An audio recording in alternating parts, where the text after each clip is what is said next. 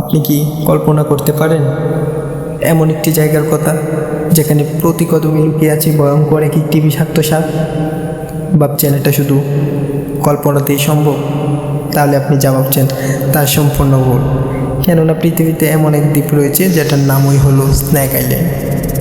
আর হ্যাঁ, এই দ্বীপে আপনি প্রতি বর্গ মিটারে মুখোমুখি হতে পারেন একাধিক বিষধর সাপের।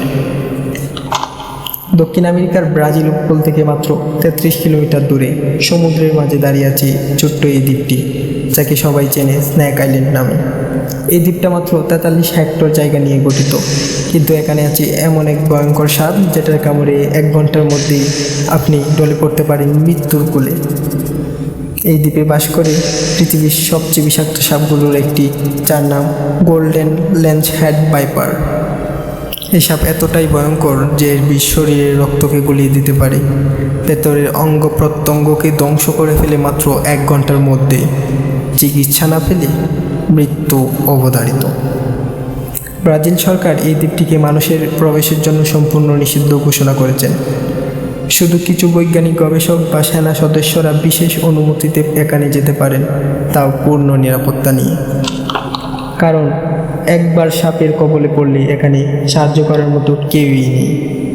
প্রচলিত আছে এক সময় একটি পরিবার দ্বীপটিতে বসবাস করত, কিন্তু এক রাতে সাপেরা বাড়িতে ঢুকে সবাইকে মেরে ফেলে। এরপর থেকেই দ্বীপটি পরিত্যক্ত।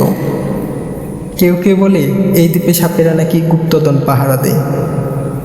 বিজ্ঞানীদের মতে 1000 বছর ধরে এই দ্বীপ মূল ভূখণ্ড থেকে বিচ্ছিন্ন থাকায় এখানকার সাপেরা সম্পূর্ণ আলাদাভাবে বিকশিত হয়েছে, আর খাবারের অভাবে এদের বিষ হয়ে উঠেছে আরও বেশি মারাত্মক।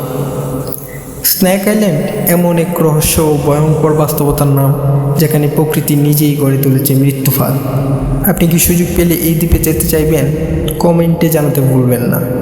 আর ভিডিওটি ভালো লাগলে লাইক দিন, শেয়ার করুন এবং এমন আরও ভিডিও পেতে সাবস্ক্রাইব করুন এই চ্যানেল।